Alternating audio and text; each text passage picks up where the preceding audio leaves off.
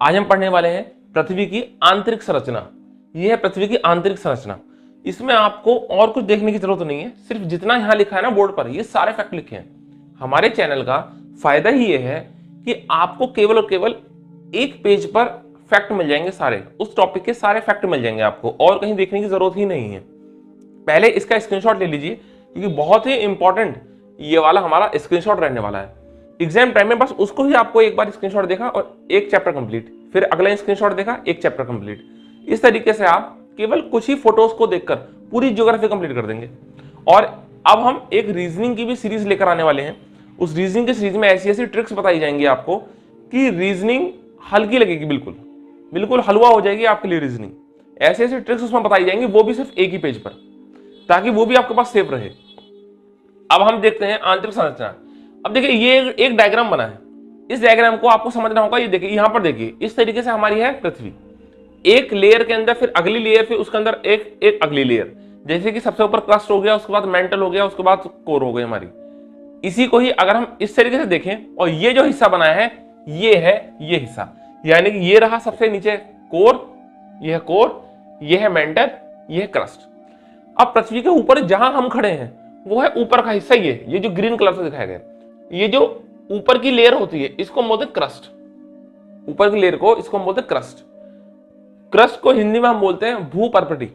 देखिए नाम इसमें अधिकतर मैंने इंग्लिश में लिखे हैं, क्योंकि इसके नाम को अगर आप हिंदी में भी पढ़ने वाले हैं जीके, तो भी आप इसके नाम को इंग्लिश में ही याद करिएगा, क्योंकि इस टाइप के नाम इंग्लिश में याद करना ज्यादा आसान पड़ता है, बजाय आप हिंदी ही याद करें। क्योंकि हिंदी में कई बार जो ऑप्शंस आते हैं वो फिर ऐसे घूम जाते हैं ऑप्शंस कि आपको समझ में नहीं आ पाता इसका आंसर ये है कि इसका आंसर ये है।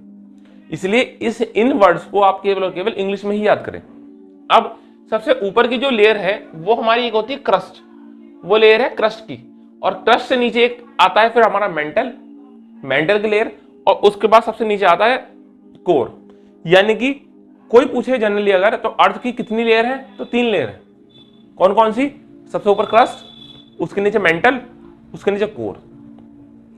अब ये लेयर क्या है अलग अलग? देखिए पूरी ऊपर से नीचे तक पृथ्वी है बिल्कुल एक जैसी। आप ऐसे अगर जाएंगे तो आपको कोई अंतर दिखाई नहीं देगा, लेकिन कहीं ना कहीं केमिकल में चेंजेस हो रहे हैं, कहीं ना कहीं केमिकल में चेंजेस हो रहे हैं, या उसकी स्टेट में चेंज हो रहा है। यानी कोई है सॉलिड, कोई है लिक्विड, तो स्टेट में चेंज हो रहा है। जहां केमिकल कंपोजिशन चेंज हो गई या जहां पर स्टेट चेंज हो गई, तो वहां पर हमने नाम रख दिया है एक अलग लेयर का। ऐसा नहीं कि आपको अलग से दिखाई देगा कि हाँ ये रहा मेंटल और ये रहा कोर, ऐसा नहीं होगा। अब हम देख लेते हैं कि सबसे पहले इन लेयर की गहराई क्या है। आपको अभी सिर्फ 3 लेयर ध्यान रखनी है। सबसे ऊपर वाली क्रस्ट होगी, नीचे हो गया मेंटल, सबसे नीचे हो गई कोर। देखिए ऊपर से अगर हम गहराई से आते हैं तो क्रस्ट हमारी 35 से लेकर 50 तक की गहराई तक मिलती है। ये जो गहराइयां लिखी ये लिखी किलोमीटर में, लेकिन ये लिखी है ऊपर से नीचे की तरफ, ऊपर से नीचे की तरफ, यानी ये गहराइयां लिखी हैं। तो ऊपर यहां तो हो गया 0, तो यहां से अगर 25 से 40 किलोमीटर तक हम आएंगे तो हमें मिलेगी ये ऊपर वाली लेयर, क्रस्ट की ऊपर वाली लेयर। और नीचे आएंगे तो क्रस्ट पूरा खत्म हो गया, यानी कि क्रस्ट में 2 लेयर हैं, दोनों लेयर खत्म हो गई। हर एक लेयर में 2-2 लेयर हैं। उसके बाद अब अगर हम बात करें मेंटल की, तो मेंटल में भी 2 लेयर हैं, एक हो गई ये ऊपर लेयर, ये हो गई नीचे लेयर, और ये पूरा हो गया अपने आप में मेंटल। इसके बाद ये कोर है। कोर वैसे यहां से लेके यहां तक पूरी है, लेकिन इस कोर को भी हमने 2 में डिवाइड कर दिया। एक हो गया आउटर कोर यानी बाह्य कोर, एक कर दिया इनर कोर यानी कि अंदरूनी कोर। अब इसको हम पढ़ना स्टार्ट करते हैं। देखिए जो क्रस्ट है, क्रस्ट यानी कि भूपर्पटी, इस क्रस्ट को हमने 2 में डिवाइड कर रखा है।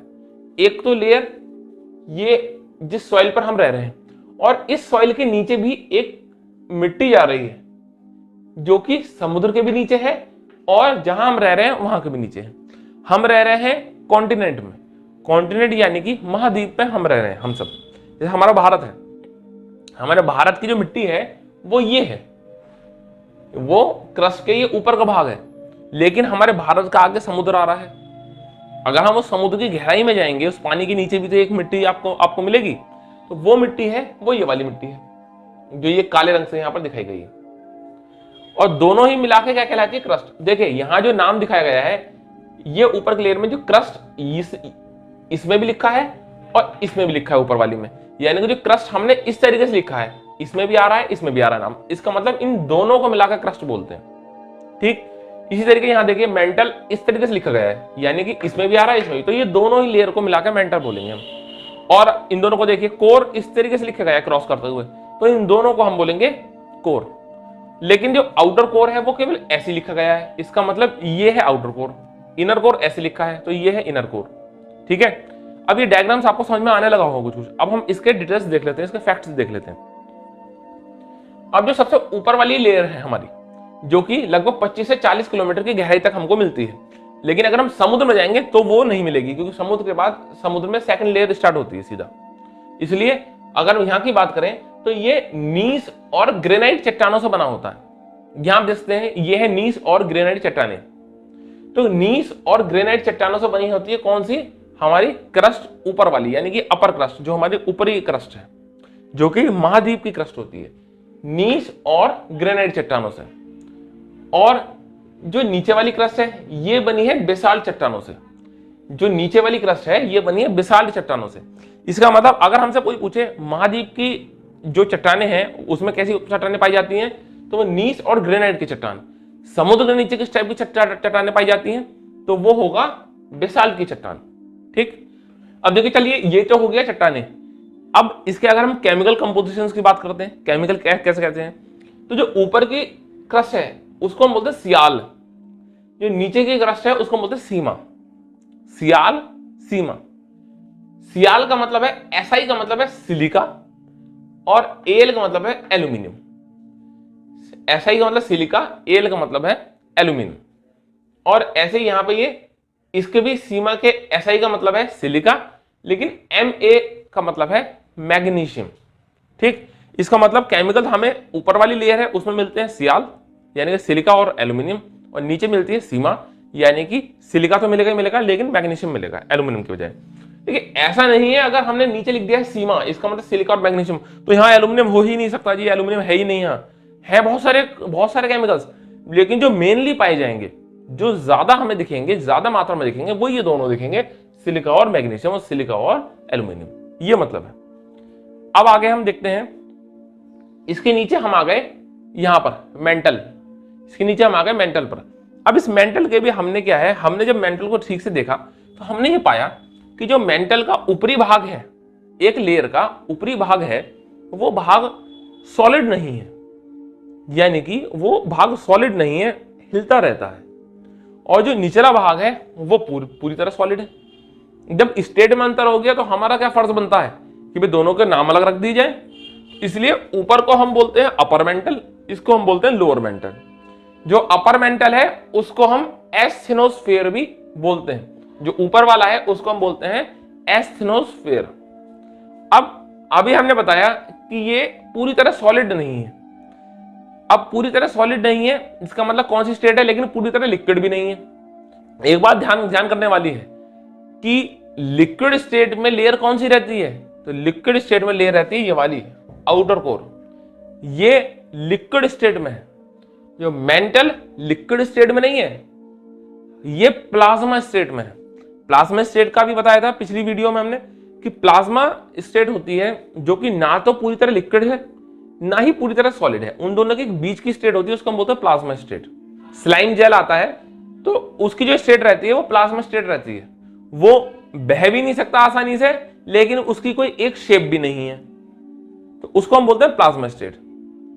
सबसे आसान भाषा में अगर आप समझना चाहें तो जब हमें सर्दी लग जाती है, सर्दी लगने के बाद हमारे नाक से मुंह से म्यूकस निकलता है, वो जो म्यूकस होता है उसकी स्टेट होती है प्लाज्मा स्टेट।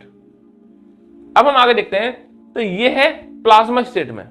अब प्लाज्मा स्टेट में है तो क्या इसमें स्ट्रेंथ रहेगी उतनी, भाई कोई चीज प्लाज्मा स्टेट में है तभी जो ऊपर की ये क्रस्ट होती है, ये जो सॉलिड क्रस्ट है, ये इसके ऊपर तैरती रहती है, ये तैर रही है।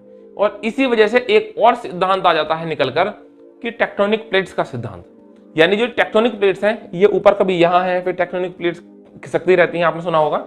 जब भूकंप का चैप्टर आएगा तो हम टेक्टोनिक प्लेट्स को भी अच्छे से समझेंगे और जो पी वेव एस वेव है उन सबको भी अच्छे से समझेंगे। अभी आप ये समझिए, टेक्टोनिक प्लेट्स में जो प्लेट्स ऊपर नीचे इस तरीके से हिलती रहती हैं और जो मूव करती हैं, इसकी वजह से भूकंप आते हैं। तो ये टेक्टोनिक प्लेट्स क्यों मूव कर पाती हैं, क्योंकि ये जो मेंटल का ऊपरी लेयर है ये सॉलिड नहीं है पूरी तरीके से, ये लिक्विड भी नहीं है, सॉलिड भी नहीं है, ये प्लाज्मा स्टेट पर है।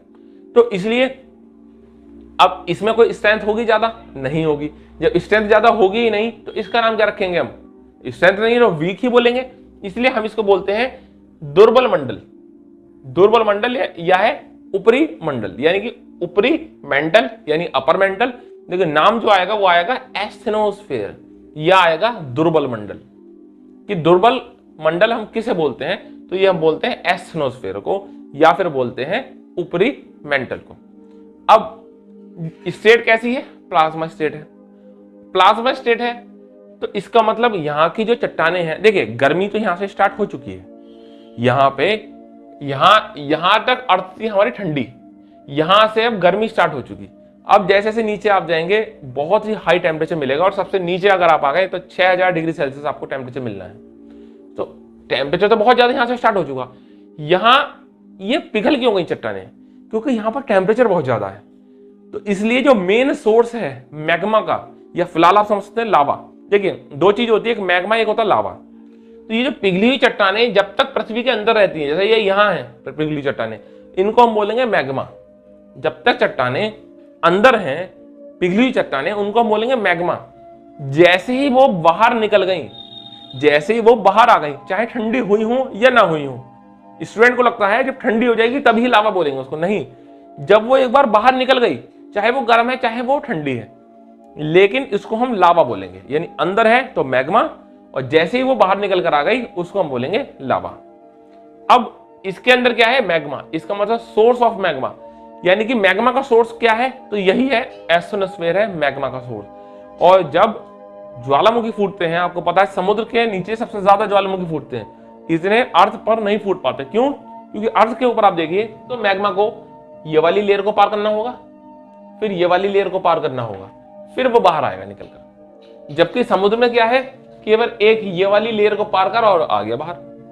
तो समुद्र के नीचे ज्वालामुखी ज्यादा फूटते हैं, ज्यादा ज्वालामुखी समुद्र के नीचे पाए जाते हैं। अब हम आगे बात करते हैं। अब जो भूकंप की तरंगे हैं, भूकंप की तरंगे यहां पर कम हो जाती हैं, क्योंकि ना तो ये सॉलिड है ना ये लिक्विड है। यानी कि ना इसमें जो लिक्विड में पास करने वाली तरंग है, यानी कि हमारी पी वेव, वो भी पास नहीं हो पाती उतनी आसानी से, क्योंकि ये पूरी तरह लिक्विड है नहीं। जो वेव सॉलिड में बहुत अच्छे से बहती है, जो कि एस वेव, तो वो भी अच्छे से पास नहीं हो पाती इसमें। तो इसलिए इसमें भूकंप की जो तरंगे हैं उनकी वेलोसिटी कम हो जाती है बहुत ज्यादा। तो इसलिए हम इसको बोलते हैं जोन ऑफ लो वेलोसिटी, यानी जोन ऑफ लो वेलोसिटी, कम, सबसे मतलब कम वेलोसिटी का, निम्न वेलोसिटी का, निम्न गतियों का जोन किसे बोलते हैं? वो भी एस्थेनोस्फेयर को बोलते हैं, यानी कि अपर मेंटल को बोलते हैं या दुर्बल मंडल को बोलते हैं। अब इसके बाद लोअर मेंटल में इतना कोई खास जानकारी नहीं है, तो ये है, नीचे है लोअर मेंटल, ये है सॉलिड।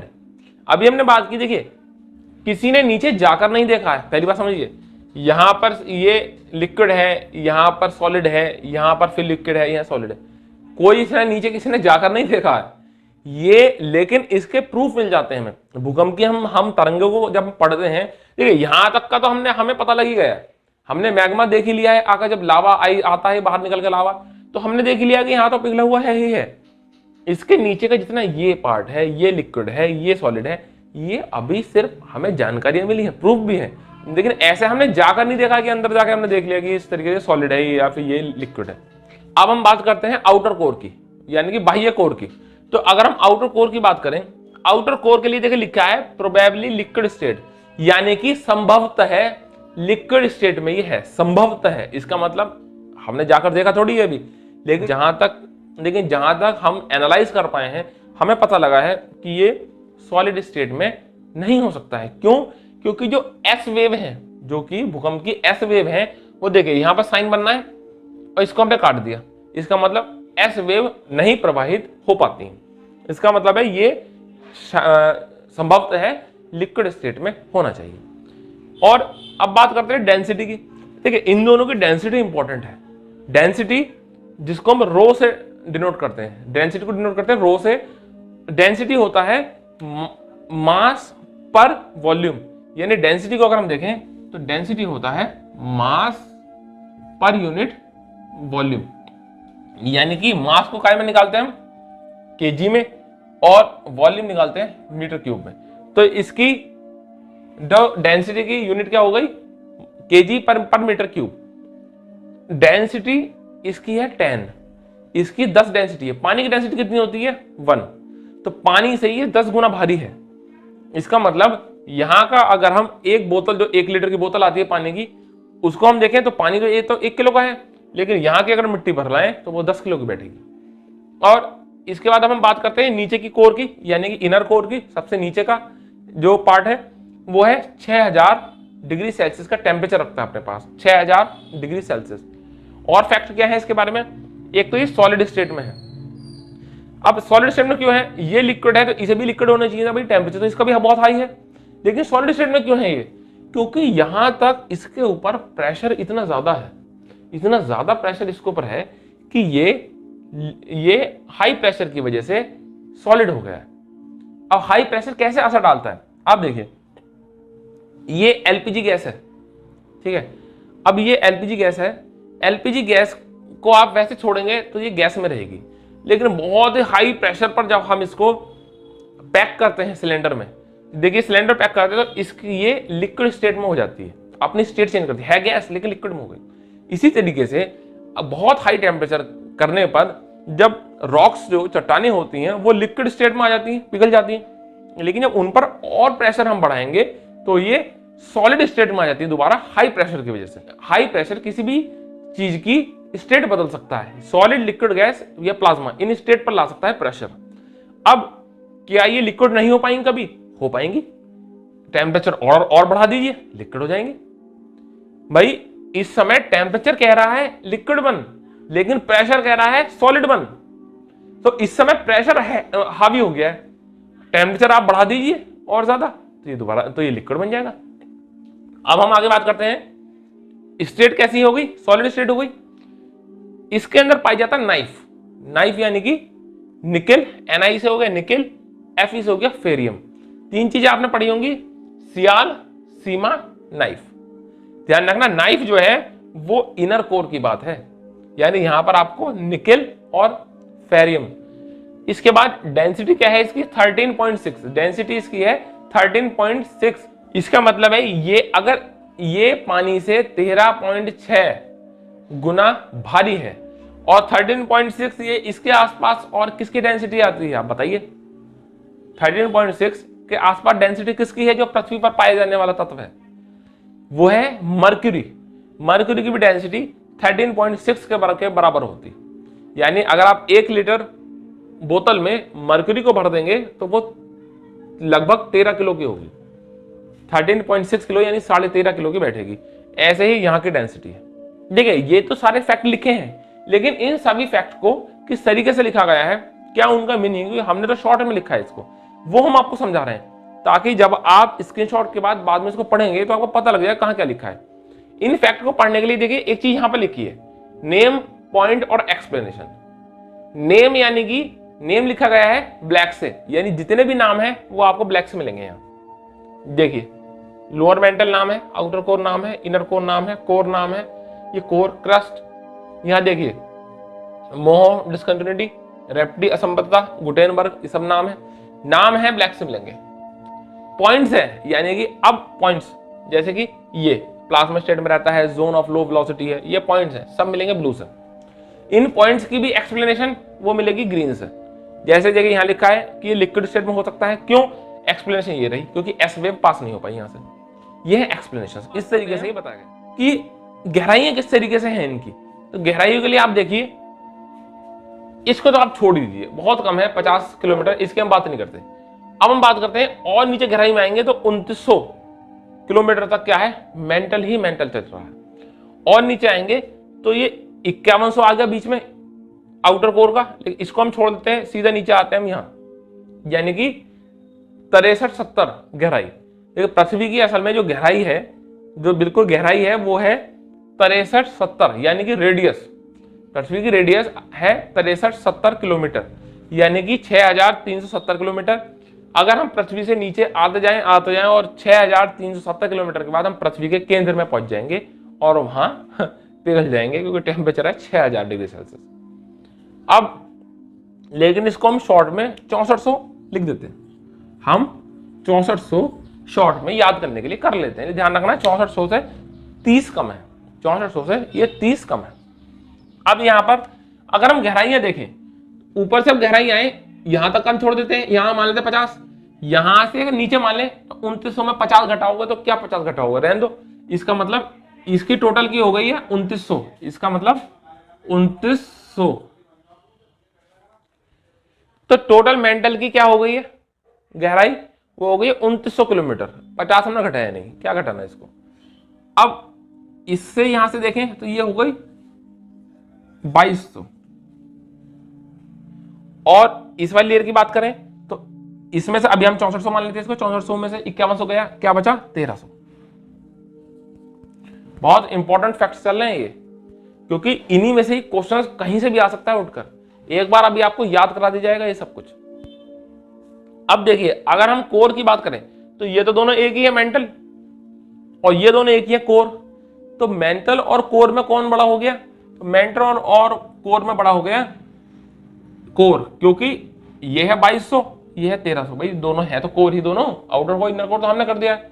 तो इसका मतलब 2200 और 1300, 2200 और 1300 मिलकर क्या बनाते हैं 3500। इसका मतलब इस पूरे जो कोर की गहराई है वो गहराई है 3500 और इसकी गहराई है 2900। तो कोई पूछे सबसे ज्यादा गहराई किसकी है, वो है कोर की।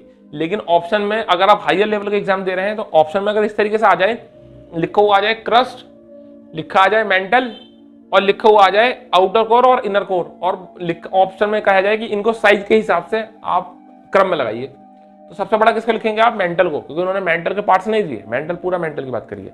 उसके बाद आप रखेंगे आउटर कोर को 2200, उसके बाद आप रखेंगे इनर कोर को, उसके बाद आएगा क्रस्ट। ये जो मेंटल है ये 83% है पूरी अर्थ के वॉल्यूम का, यानी पूरी जो अर्थ है हमारा गोला है पूरा, ये इसका जो टोटल वॉल्यूम है उसका 83% वॉल्यूम सिर्फ मेंटल में ही है।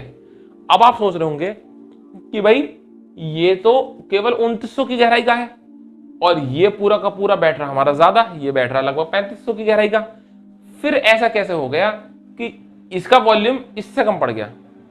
क्योंकि देखिए अर्थ एक है गोल, अर्थ है इस तरीके से गोल। अब इस गोल में आप देखिए भले ही इसकी गहराई ज्यादा होगी लेकिन है तो ये छोटा, वॉल्यूम तो कम ही बैठेगा। वही अगर हम इसकी गहराई की बात करेंगे, अगर इसकी गहराई कम भी हुई तो भी ये बहुत ज्यादा वॉल्यूम घेर लेगा, क्योंकि ये चौड़ाई में आ रहा है, सारे में फैल रहा है, जबकि ये केंद्र का भाग है। अब तो 83% वॉल्यूम किसका है, मेंटल का। लेकिन अगर हम बात करेंगे मास, तो मास क्या इस पर ज्यादा होगा, क्या नहीं होगा, क्यों, क्योंकि ये ऊपर है, ऊपर है तो इसकी डेंसिटी कम होगी, डेंसिटी कम होगी यानी कि इसका मास कम है। आप यहां पर देखिए इसकी डेंसिटी कितनी थी 10, इसकी डेंसिटी कितनी थी 13, तो ये कम भी रहेगा तो भी ये इससे भारी हो जाएगा, नीचे वाला डेंसिटी ज्यादा, ऐसी इसकी डेंसिटी और कम होगी। इसलिए जो मास है मास का केवल 68% है, वॉल्यूम का 83% वॉल्यूम अकेले मेंटल के पास है, जबकि जो मास है वो मास का केवल 68% मास, पूरी अर्थ का जो मास है उसका केवल 68% ही मेंटल के पास है। देखिए लोअर अगर आप एग्जाम देते हैं तो वहां पर ये परसेंटेज नहीं पूछेगा, लेकिन वहां पर ये पूछ सकता है सबसे ज्यादा वॉल्यूम किस लेयर का है, तो वो है मेंटल का। अब नीचे बात करते हैं तो वॉल्यूम जो कोर का है वो केवल 16% है, जो पूरी अर्थ का वॉल्यूम है उसका जो कोर का वॉल्यूम है वो केवल 16% है, जबकि जो कोर का मास है वो 32% मास है। देखिए अब अगर आप इसकी बात करें क्रस्ट की, तो क्रस्ट को आप ऐसे निकाल सकते हैं, ये है 83 में जोड़ दिए 16, क्या बचा 1% बचा, यानी कि 1% इसका है। तो क्या कैलकुलेशन करनी है इसकी, ऐसी मास को देख लीजिए, 68% मास किसका है, इसका, 32% किसका मास है, इसका, टोटल ऐड कर लीजिए, लगभग 100% मास इसका हो गया, इसका पॉइंटों में मास आ रहा है, क्या निकालना है, कोई फायदा नहीं। तो ये है मास है इसका 32%, जबकि वॉल्यूम में 16%। क्यों, क्योंकि इसकी जो डेंसिटी है वो पूरी अर्थ की डेंसिटी से ज्यादा है।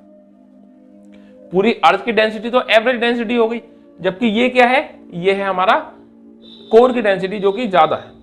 अब ये समझने के बाद अब बात हम करते हैं बहुत इंपॉर्टेंट पॉइंट्स की। देखिए अलग अलग साइंटिस्ट आए, उन्होंने बताया कि अर्थ यहां तक तो ऐसी है और यहां से चेंज हो गई। यहां तक तो सॉलिड थी, यहां से लिक्विड हो गई, फिर यहां पे फिर लिक्विड हो गई, यहां पे फिर सॉलिड हो गई। तो जब साइंटिस्ट आएंगे वो बताएंगे कि भाई ये यहां तक ये चीज है, यहां तक ये चीज है, इसका मतलब है बीच की कहीं एक लाइन भी आएगी। जब उन्होंने बताया साइंटिस्ट ने भाई यहां से तो आपको सॉलिड वो लिक्विड मिलना स्टार्ट हो जाएगा, यानी कि प्लाज्मा स्टेट, फिर यहां से फिर सॉलिड है। तो जब साइंटिस्ट ने इतना खोज की है, मेहनत करी है, तो ये जो लाइन है जहां पर ये कंटिन्यू नहीं रहा, ये प्लाज्मा था, कोई दिक्कत नहीं है, हमें ये भी प्लाज्मा रहना चाहिए था, हम चाहते थे कंटिन्यू रहे सारी चीजें, ये भी प्लाज्मा रहे, ये भी प्लाज्मा रहे, ऐसा नहीं है, ये डिसकंटिन्यू हो गया। कहां से? यहां से, यहां तक प्लाज्मा रहा, यहां से सॉलिड हो गया, इसका मतलब ये डिसकंटिन्यूटी हो गई। तो इस लाइन को हम बोलेंगे डिसकंटिन्यूटी की लाइन। कौन सी लाइन? डिसकंटिन्यूटी की लाइन। और हिंदी में बोलेंगे असंबद्धता। और नाम इस असंबद्धता का किसके नाम पर रखेंगे? जिसने खोज की है उसके नाम पर।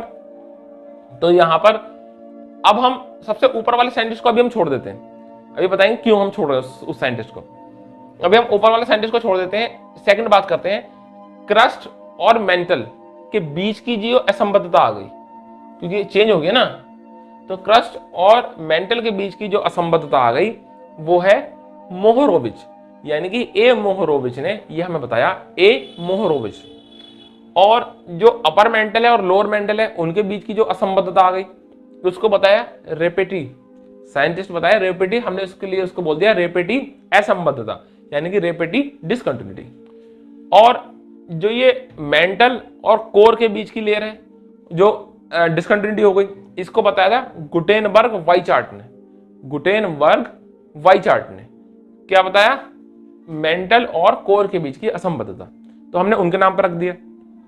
इसके बाद जो ये आउटर कोर है, आउटर कोर और ये जो इनर कोर है, इन दोनों के बीच की असंबद्धता बताई गई। किस साइंटिस्ट ने बताई? लेहमैन ने। किसने बताई? लेहमैन ने। अभी हम इन सभी के नाम को आपको एक लिंक बनवा देंगे दिमाग में और याद करवा देंगे। इसको पूरे को याद करवाने से पहले हम समझ लेते हैं एक बार क्रस्ट के बारे में। देखिए क्रस्ट की वैसे अगर हम केमिकली बात करें तो सीमा है ये और सियाल है ये, अगर हम केमिकली की बात करते हैं। लेकिन एक और फैक्ट आता है जिसके बेसिस पर हम जो क्रस्ट है उसको डिवाइड कर देते हैं। हम क्रस्ट को डिवाइड करते हैं दो में, एक करते हैं अपर क्रस्ट, एक करते हैं लोअर क्रस्ट। यहां देखिए, अगर हम अर्थक्वेक की स्पीड की बात करते हैं, यानी कि भूकंप की कैसी स्पीड आ रही है, उसके बेसिस पे हमें क्रस्ट के दो भाग मिलते हैं। इसी तरह सियाल सीमा को भी भूल जाइए आप, पहले को हमने बोल दिया अपर क्रस्ट, दूसरे को हमने बोल दिया लोअर क्रस्ट। अपर क्रस्ट है उसकी डेंसिटी है 2.8, जो लोअर क्रस्ट है उसकी डेंसिटी है 3.0, यानी कि अपर क्रस्ट की डेंसिटी है कोई 2.8, लोअर की होगी 3.0। अब बात आ गई, जब यहां डेंसिटी चेंज हो गई तो इसका मतलब किसी साइंटिस्ट ने बताया होगा। किसने बताया? कोनराड। किसने बताया? कोनराड साइंटिस्ट ने। तो इसलिए हमने उस डिसकंटिन्यूटी को बोल दिया कोनराड असंबद्धता। कोनराड असंबद्धता। अब हम इसको याद कर लेते हैं। देखिए ये तो आपको याद रहेगा ही रहेगा कि कितनी चीजें आ रही हैं। सबसे ऊपर क्रस्ट, क्रस्ट के भी दो भाग हो गए, अब मेंटल के भी दो भाग हो गए, आउटर कोर के भी दो भाग हो गए। क्रस्ट के भी दो भाग हो गए, मेंटल के भी दो भाग हो गए और कोर के भी दो भाग हो गए। सबसे ऊपर जब हम आएंगे तो ऊपर की क्रस्ट, देखिए ये है ऊपर की क्रस्ट और नीचे की क्रस्ट। देखिए यहां की बात नहीं कर रहे हैं, बात है जो डेंसिटी के हिसाब से हमने अपर और लोअर बनाई है। यहां तो सियाल सीमा केमिकल के हिसाब से बात की थी, लेकिन अभी मैं इशारा यहीं पर कर रहा हूं सिर्फ। तो ऊपर का क्रस्ट, नीचे के क्रस्ट, यानी कि एक आ गई असंबद्धता, ठीक है। फिर नीचे की क्रस्ट और ऊपर का मेंटल के बीच में एक आ गई असंबद्धता। फिर ऊपर का मेंटल, नीचे का मेंटल के बीच एक आ गई असंबद्धता। फिर इस मेंटल और कोर के बीच में आ गई असंबद्धता, और इस कोर और ये इनर कोर के बीच में आ गई असंबद्धता। टोटल 5 असंबद्धता हो गई। सीरीज तो याद रहेगी, पहले दो क्रस्ट के बीच आई, फिर क्रस्ट और मेंटल के बीच आई, फिर दो मेंटल के बीच आई, फिर मेंटल और कोर के बीच आई, फिर दो कोर के बीच आई। 5 असंबद्धता हो गई। अब हम याद कर लेते हैं कि ये साइंटिस्टों का नाम किस तरीके से याद रखेंगे। कोनराड, मोहरोविच, रेप्टी, गुटेनबर्ग और लेमैन। किस तरीके से आप इन्हें याद करना। देखिए एक स्टोरी सुनाता हूं आपको, ध्यान से समझिएगा, इमेजिन करिएगा। स्टोरी पूरी तरह से काल्पनिक है, कोई मतलब नहीं है, सिर्फ आपको याद कराने के लिए बताई जा रही है। देखिए एक साइंटिस्ट है, उसके दिमाग में इस तरीके की चुल उठती है कि मैं देखता हूं कि पृथ्वी के अंदर कैसे कैसे लेयर्स हैं, ठीक है। वो साइंटिस्ट सबसे पहले क्या करता है, अब देखिए उसे देखना है अपर क्रस्ट और लोअर क्रस्ट, यानी कि ऊपर की बात है, ज्यादा कोई जरूरत है नहीं। उनने करा क्या, वो लेके आया रॉड, लिखा ना रॉड, तो कौन लेके आया रॉड, तो कौन रॉड लेके आया, तो रॉड लेके आया, उसने रॉड अंदर गाड़ी और रॉड से उसने देख लिया अरे भाई कि यहाँ का तो अलग केमिकल आ रहा है, यहाँ अलग केमिकल आ रहा है रॉड पे लगा हुआ, तो उसने रॉड से ही देख लिया कि हाँ यहाँ की लेयर अलग है, यहाँ की डेंसिटी अलग है और नीचे की डेंसिटी अलग है, उसने रॉड से पता कर लिया। उसने कहा भाई रॉड का काम हो गया। अब उसे दिमाग में और ज्यादा चुल है उसके, उसे और देखना है कि भाई किस तरीके से पृथ्वी में लेयर्स है।